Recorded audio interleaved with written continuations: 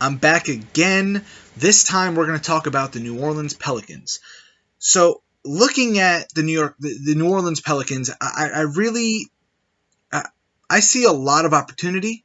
However, they have no cap over the next year.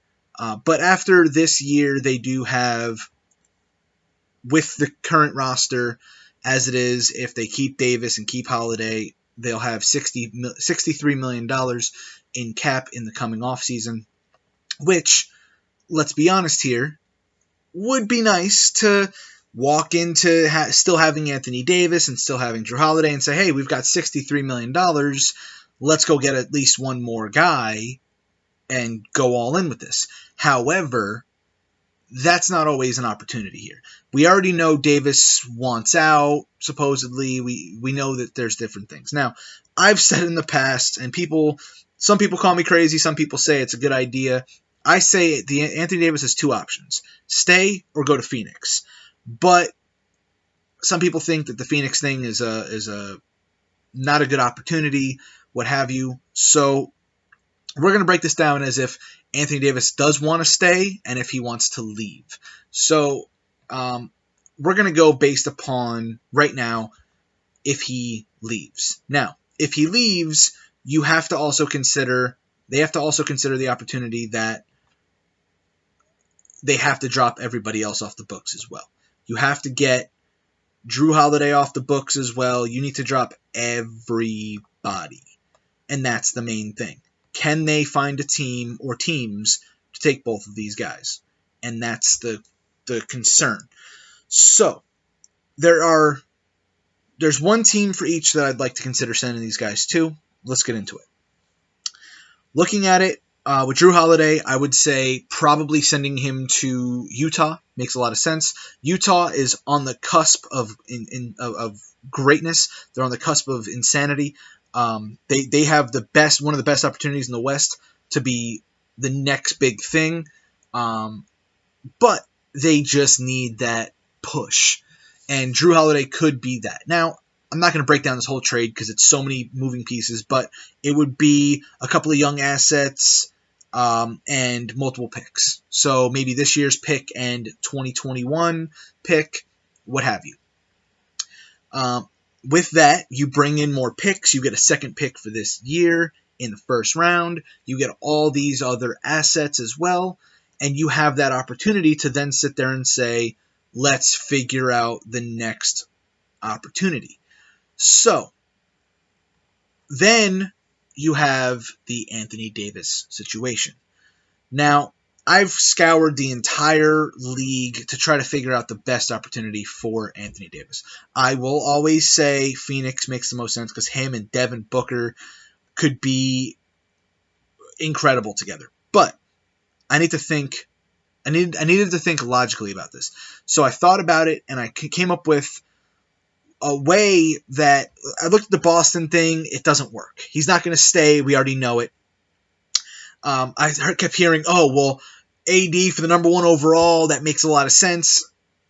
Is Zion that good, is the question.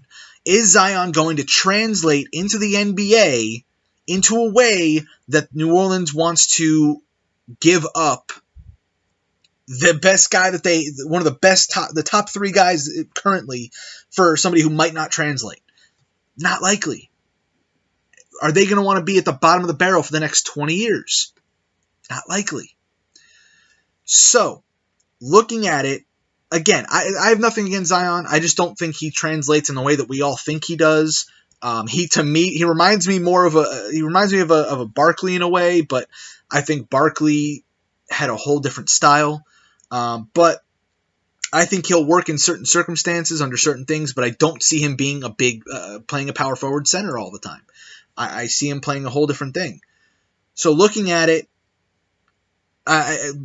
the Lakers, AD to the Lakers, Anthony Davis to the Lakers.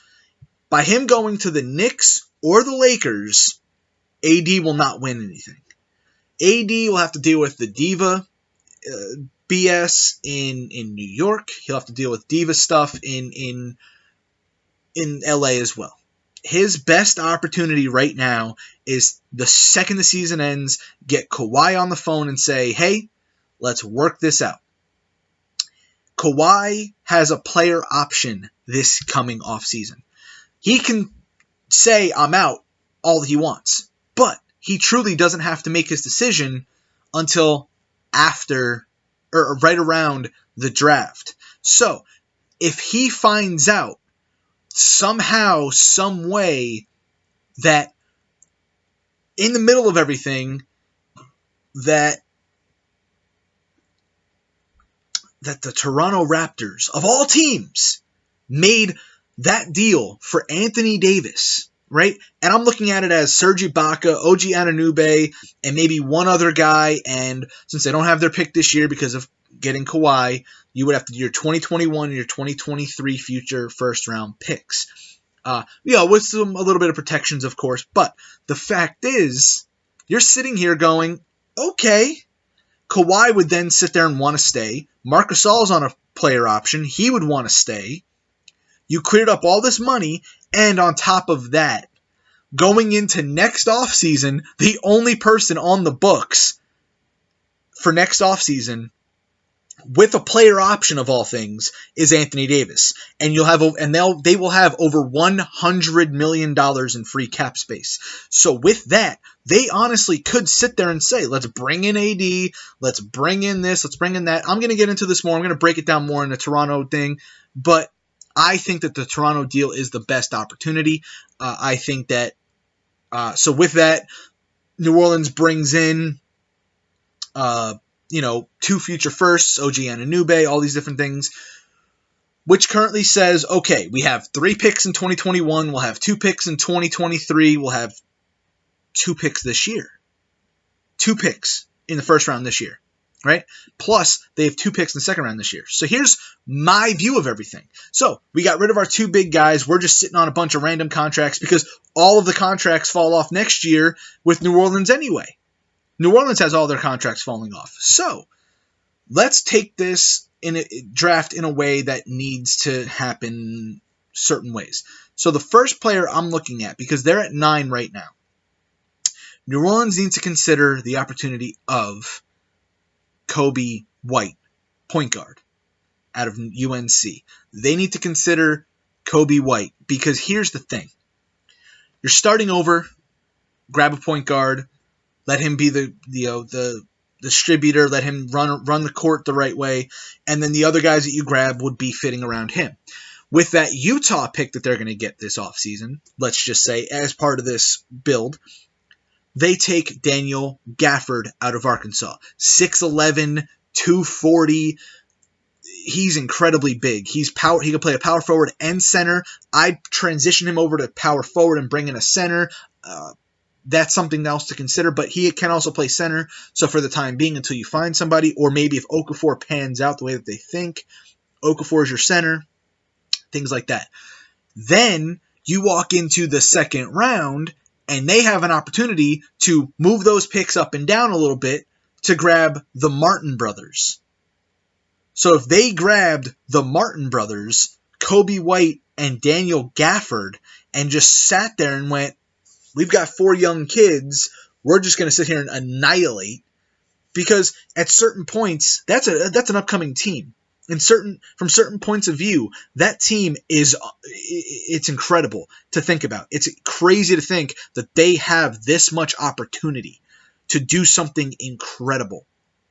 And with that, looking at everything as a whole, that to me makes the most sense. And then you walk in next year with the 1 pick, but you have all these other assets next offseason to trade up with. To say, okay, we'll trade up again, and we'll get this, and we'll get that, and then we'll trade up and we'll get another guy. Maybe we'll get another pick next year.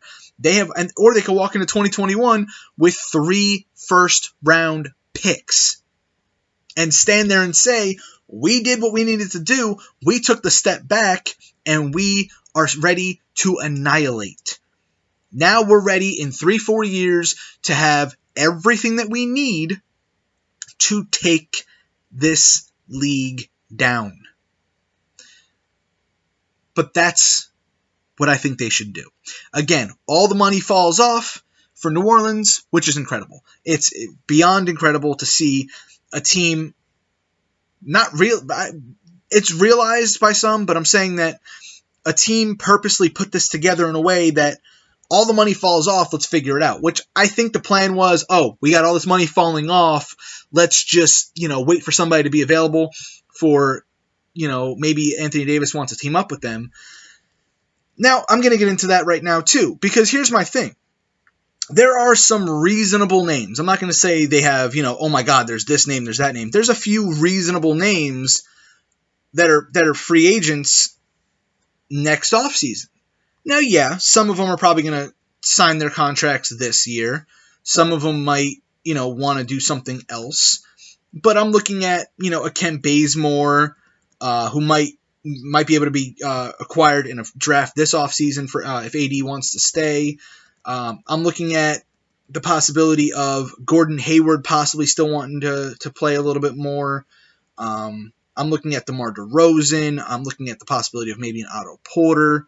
I'm looking at all these different options and seeing, okay, this makes sense, that makes sense. And for all we know, Kevin Durant might just take another one-year deal somewhere, and him and Anthony Davis might be like, all right, how about you come down here? That might work as well, but we don't know. We won't know until it happens. I do think that New Orleans needs to clear out the front office, clear out the coaching staff, bring in all new people, Gentry as well, and just let the new crew talk to Anthony Davis and say, here's the option, here's what we need to consider, here's what we have to offer, and see what happens. I think he'll still probably want to walk, but you never know. He might like the idea. But with that is my time. Don't forget to subscribe down below. Hit that bell icon so you can see my video when my videos are up. I'm going to be posting 3 days a week, Monday, Wednesday, Friday, 3:30 p.m. Eastern Time. If you like this video, don't forget to give it a big thumbs up, and I will see you guys in the next video.